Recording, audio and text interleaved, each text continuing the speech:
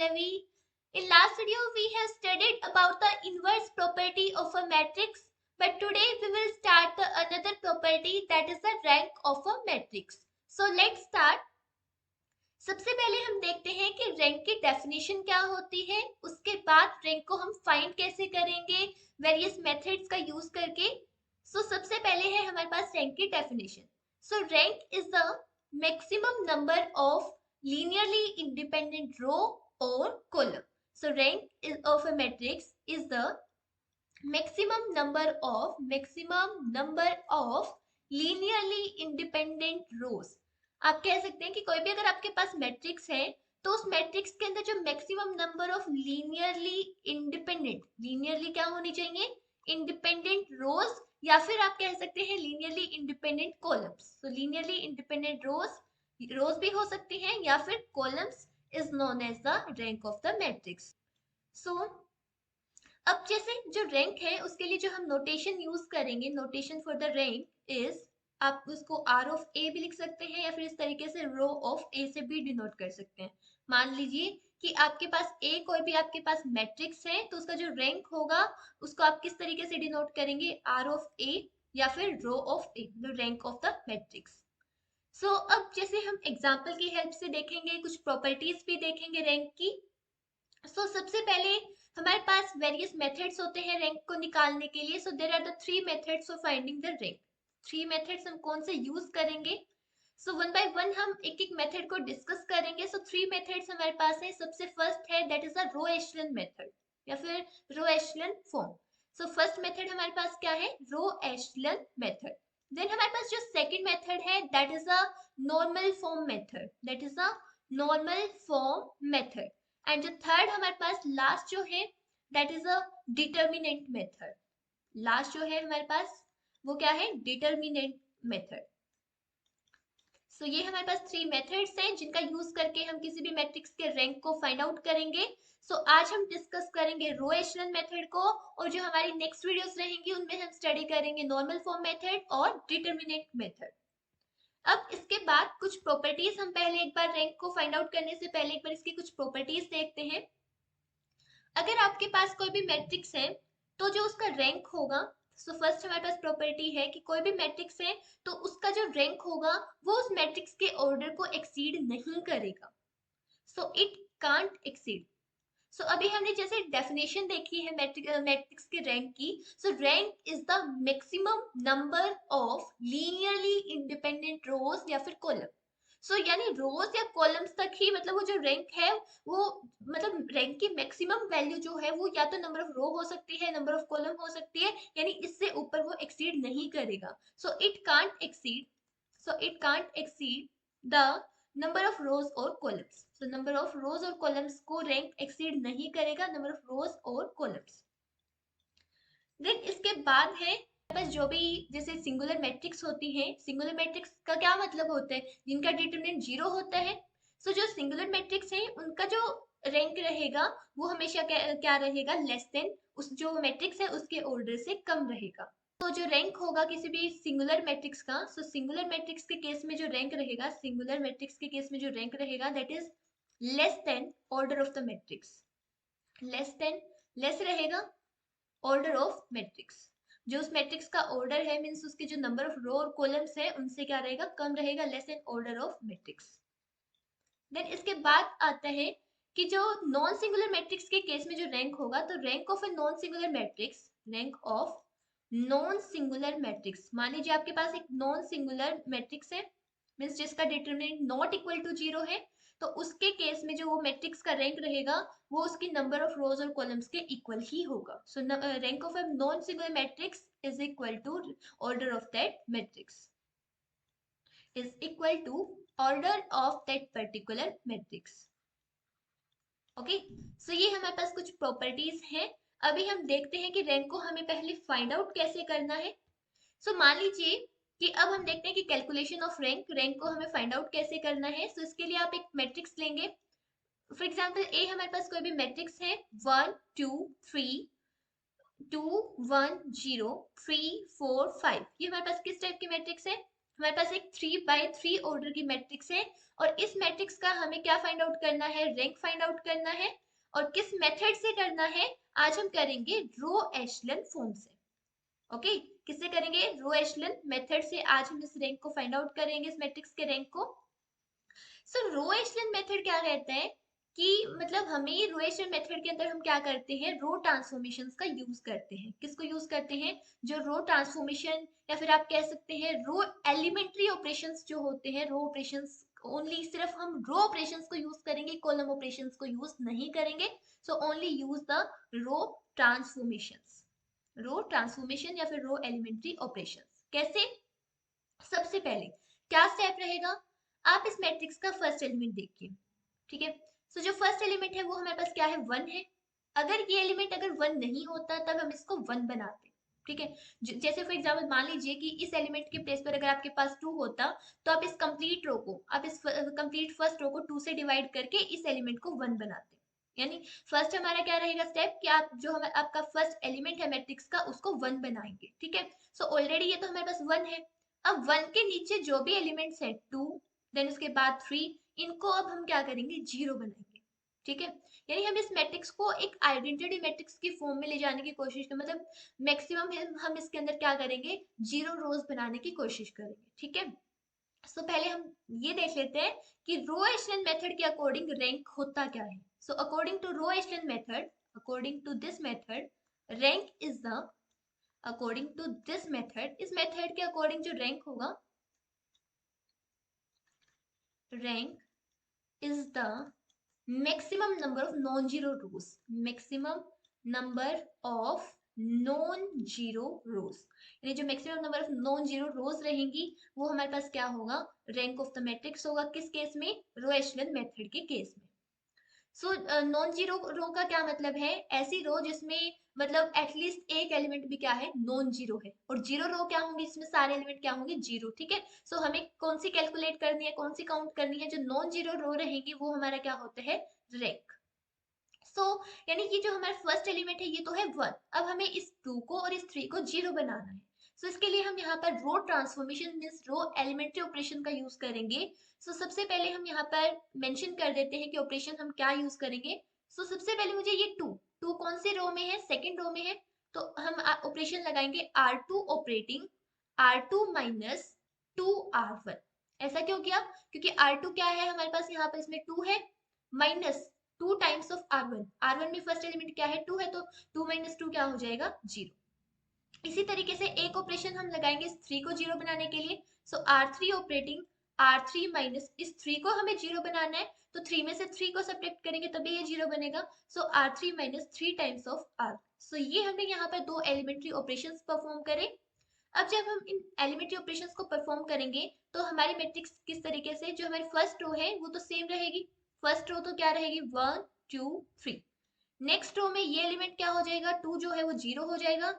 अब 1 क्या होगा, 1 क्या होगा, हमने क्या ऑपरेशन लगाया है, R2 minus 2 times of R1। यानी 1 माइनस 2 टाइम्स ऑफ 2 क्या होएगा, 2 टाइम्स ऑफ 2 क्या होगा, 4। 1 माइनस 4 कितना होएगा हमारे पास यहाँ पर, -3। अब सिमिलरली 4 माइनस यहाँ पर 2 टाइम्स इसका करेंगे तो 4 माइनस 6 जो है वो हमारे पास कितना होगा, 4 माइनस 6 हमारे पास कितना होगा, -2। ओके, अब हमारे पास 4 माइनस 6 -2 हो गया हमारे पास। सिमिलरली थर्ड रो के ऊपर जब हम इन ऑपरेशंस को लगाएंगे तो यहाँ पर तो 0 बनेगी, और इसके बाद यहाँ पर हमारे पास क्या बनेगा, 0 - 6। यहाँ पर हमारे पास बन जाएगा -6, एंड इसके बाद यहाँ बन जाएगा हमारे पास -4। ठीक है, यानी जब हमने ये 2 ऑपरेशंस लगाने के बाद हमारी मैट्रिक्स कुछ इस तरीके से बनी कि जो फर्स्ट एलिमेंट है वो 1 है, उसके नीचे हमारे हमने एक 0 बनाई, देन इसके नीचे एक और फिर से 0। अब इसके बाद नेक्स्ट हमारा जो हमारा टास्क रहेगा वो है कि इस -6 को, यानी जो ये एलिमेंट है इसको हमें इसको हमें 0 बनाना है। इस एलिमेंट को क्या बनाना है हमें, 0। इस एलिमेंट को क्या बनाना है हमें, 0। अब हम इस एलिमेंट को 0 बनाएंगे। सो इसके लिए हम क्या ऑपरेशन लगाएं, इसके लिए हम लगाएंगे R3 ऑपरेटिंग, मीन्स इस -6 को 0 बनाना है, तो -6 में हम अगर +6 करेंगे तभी ये 0 बनेगा। R3 operating R3 minus 2 times of R2। ऐसा क्यों किया, क्योंकि R3 में ये कितना है, -6, और उसके बाद -2 टाइम्स ऑफ R2, R2 का कॉरस्पॉन्डिंग एलिमेंट क्या है इसके, -3। तो -3। तो ये हो गया हमारे पास -6 + 6 कितना आ जाएगा 0। सो ये ऑपरेशन यानी हमें ये ऑपरेशन लगाना है R3 operating R3 minus 2 times of R2। सो जब हम इस ऑपरेशन को यहाँ पर लगाएंगे तो ये मैट्रिक्स हमारे पास बनेगी 1 0 0 2 -3, यानी जो फर्स्ट और सेकंड रो है वो हमारे सेम रहेंगी। थर्ड रो भी यहाँ पर हमारे पास बन जाएगा 0, और यहाँ पर हमारे पास क्या बनेगा -4, और यहाँ पर क्या आएगा +4। क्यों? क्योंकि -4 और इसमें से हमने सब्ट्रैक्ट किया 2 टाइम्स ऑफ दिस, सो ये बन जाएगा हमारे पास फिर से 0। तो अब आप देखिए कि आपकी जो लास्ट रो है वो कम्प्लीटली 0 बन चुकी है। लास्ट रो क्या बन चुकी है? कम्प्लीटली 0। यानी जो भी हमने रो एलिमेंट्री ऑपरेशन लगाई, यहाँ पर हमने एक ये ऑपरेशन लगाया, उसके बाद ये, उसके बाद ये, ठीक है। सो इसके बाद जो हमारे पास ये मैट्रिक्स हमें मिली है ये हमारी है रो एचेलन फॉर्म में। सो जो ऑब्टेन्ड मैट्रिक्स है, जो रिजल्टेंट मैट्रिक्स है, वो हमारी है रो एचेलन फॉर्म में। अब इसके बाद हमने कहा था कि रो एचेलन मेथड क्या कहते हैं कि जो हमारे पास मैट्रिक्स का रैंक होगा वो होता है maximum number of non zero row. तो नॉन जीरो रो कितनी है आप काउंट करके बताइए कि यहाँ से नंबर ऑफ नॉन जीरो रोज कितनी है हमारे पास। सो ये तो हमारे पास कम्प्लीटली 0 है, तो ये तो हमारी क्या हो जाएगी 0 रो। इसके बाद ये जो रो है सेकंड रो, ये हमारे पास नॉन जीरो है, और फर्स्ट रो भी नॉन जीरो है, यानी टोटल हमारे पास 2 नॉन जीरो रोज है। तो यहाँ पर इस मैट्रिक्स का जो रैंक होगा, रैंक ऑफ ए, वो होगा हमारे पास 2। सो ये है, इस तरीके से हम फाइंड आउट करते हैं किसी भी स्क्वायर मैट्रिक्स का रैंक, 3 by 3 ऑर्डर की मैट्रिक्स का rank by using the row echelon form. अब इसके बाद नेक्स्ट हम एक और एग्जांपल देखते हैं ताकि आपको इस ये जो कंसेप्ट है रैंक को निकालने का ये क्लियर हो। अब एक और एग्जांपल है 1 0 0 0 1 0। ये आपके पास किस टाइप की मैट्रिक्स आपको दिख रही है? यहाँ पर एक हमारे पास ये किस टाइप की मैट्रिक्स है? एक आइडेंटिटी मैट्रिक्स, ठीक है। तो ये हमारे पास है आइडेंटिटी मैट्रिक्स, जिसके जो डायगोनल एलिमेंट है वो क्या है 1। डायगोनल एलिमेंट यानी कौन से? ये हमारे पास होते हैं डायगोनल एलिमेंट्स। सो इसके जो डायगोनल एलिमेंट है वो कितने हैं 1। सो ये है हमारे पास एक आइडेंटिटी मैट्रिक्स। सो आप रैंक के लिए आप एक बार जो ये आपके पास आइडेंटिटी मैट्रिक्स आई आपको दे रखी है, आप इसका डिटरमिनेंट फाइंड आउट कीजिए, ठीक है। इसका डिटरमिनेंट जब हम फाइंड आउट करेंगे तो आइडेंटिटी मैट्रिक्स का जो डिटरमिनेंट होता है वो हमारे पास क्या आएगा यहाँ पर 1। हमारे पास कितना आएगा? आइडेंटिटी मैट्रिक्स का जो डिटरमिनेंट है वो आएगा 1, और 1 जो है वो हमारा नॉट इक्वल टू 0 है, ठीक है। सो यहाँ पर जो अगर अगर किसी भी मैट्रिक्स का, अगर आपके पास कोई भी ए मैट्रिक्स है और अगर उसका जो डिटरमिनेंट है अगर वो नॉट इक्वल टू 0 है, अगर नॉट इक्वल टू 0 है, तो उस केस में जो मैट्रिक्स का ऑर्डर है वही उसका रैंक होता है, ठीक है। सो जो ऑर्डर है वही क्या होगा? ऑर्डर जो है वही क्या हो जाएगा? उस मैट्रिक्स का रैंक हो जाएगा। किस केस में? स्क्वायर मैट्रिक्स के केस में। सो सिमिलरली यहाँ पर जो ये हमारे पास 3 by 3 ऑर्डर के आइडेंटिटी मैट्रिक्स है, तो इसका डिटरमिनेंट नॉट इक्वल टू 0 है, तो यहाँ पर जो रैंक ऑफ आई होगा वो हमारे पास वो हो जाएगा 3, ठीक है। अब इसके बाद नेक्स्ट एक और एग्जांपल हम देखते हैं। अगर आपके पास कोई भी जीरो मैट्रिक्स है, जीरो मैट्रिक्स अगर आपके पास कोई भी अगर जीरो मैट्रिक्स है, फॉर एग्जांपल ये हमारे पास है 2 by 3 ऑर्डर के एक zero matrix. So zero matrix का ऑर्डर हमेशा सॉरी रैंक हमेशा क्या होता है 0। Rank of A zero matrix is always 0। So rank of एक और ये हमारे पास प्रॉपर्टी होती है कि rank of zero matrix is 0। क्यों? क्योंकि हमने दो डेफिनेशन पढ़ चुके हैं रैंक की, कि रैंक का मतलब होता है maximum number of linearly independent rows या फिर कॉलम्स। सो ये क्या क्या आपको ये दोनों रो लीनियरली इंडिपेंडेंट लग रही है? इंडिपेंडेंट का क्या मतलब होता है कि उसके एलिमेंट्स में कोई भी रिलेशन ना हो। सो यहाँ पर तो ये रो भी पूरी 0 0 है और ये रो भी पूरी 0 0 है, यानी दोनों आपस में डिपेंडेंट है। या फिर अगर आप इसका डिटरमिनेंट निकालेंगे तो भी वो 0 आएगा, और जब भी किसी मैट्रिक्स का जैसे डिटरमिनेंट होता है अगर वो 0 है तो उसका रैंक हमेशा उस मैट्रिक्स के होल्डर से कम ही रहेगा। सो rank of zero matrix is 0।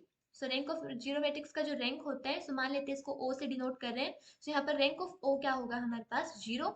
Okay, so ये एक हमारे पास प्रॉपर्टी है। इसी तरीके से अगर हम और एग्जांपल्स देखें, सो आप प्लीज ये पॉइंट्स आप ध्यान रखिए कि अगर कोई भी मैट्रिक्स ए है और उसका डिटरमिनेंट अगर नॉट इक्वल टू 0 है, तो उस मैट्रिक्स, अब किसकी बात कर रहे हैं हम? स्क्वायर मैट्रिक्स की बात कर रहे हैं। किसकी की बात कर रहे हैं? स्क्वायर मैट्रिक्स, क्योंकि डिटरमिनेंट किसके लिए एग्जिस्ट करता है? स्क्वायर मैट्रिक्स के लिए। तो यहाँ पर जो रैंक होगा सो यहाँ पर जो रैंक होगा ए का, मान लेते हैं कि ये किस ऑर्डर की है? m by m ऑर्डर की है, तो जो रैंक होगा वो कितना हो जाएगा m। अगर a का डिटरमिनेंट अगर आपके पास इक्वल टू 0 है, 0 कब होगा? किसी भी मैट्रिक्स का डिटरमिनेंट 0 कब होता है? जब उसमें कोई भी पूरा एक रो या कॉलम 0 हो जाए, ठीक है। तो उस केस में हमारे पास जो रैंक होगा उस मैट्रिक्स का वो लेस देन एम होगा, यानी जो ये इसका ऑर्डर है इससे कम होगा। जैसे 3 by 3 ऑर्डर किया तो 3 से कम रहेगा, 4 by 4 ऑर्डर किया तो 4 से कम रहेगा। सो ये हमारे पास कुछ प्रॉपर्टी है। रैंक को कैसे फाइंड आउट करना है, रैंक से रिलेटेड कुछ प्रॉपर्टीज।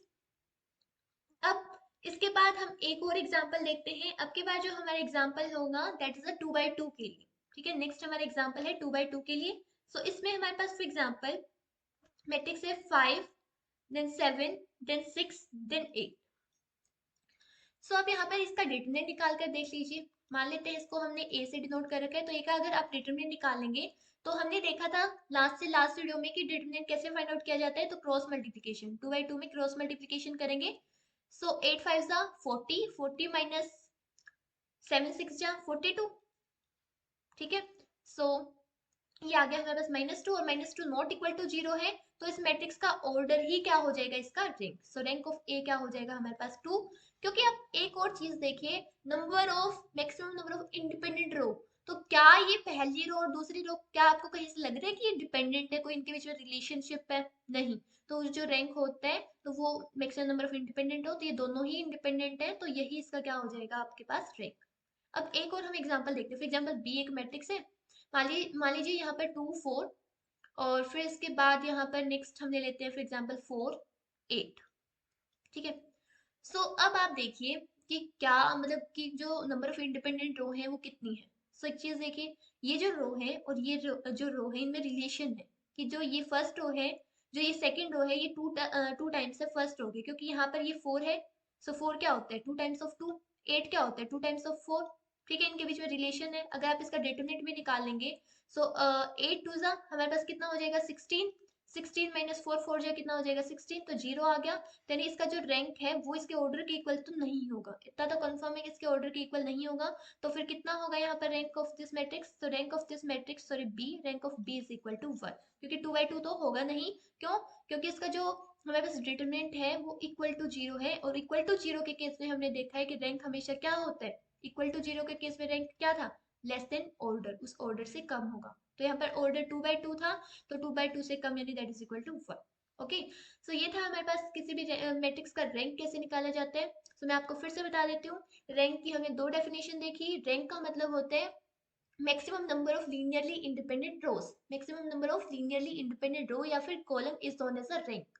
रैंक को निकालने के लिए तीन मेथड होंगे, row echelon method, normal form method, and then उसके बाद हमारे पास डिटरमिनेंट मेथड। हम तीनों मेथड्स को वन बाय वन डिस्कस करेंगे। आज के वीडियो में हमने किया रोएशन मेथड, जिसमें हमने देखा कि रोएशन मेथड में हम एलिमेंट्री रो ऑपरेशंस का यूज करके उस मैट्रिक्स के एलिमेंट्स को 1 और 0 की फॉर्म में हम उनको कन्वर्ट करेंगे, मींस आइडेंटिटी बनाने की कोशिश करेंगे।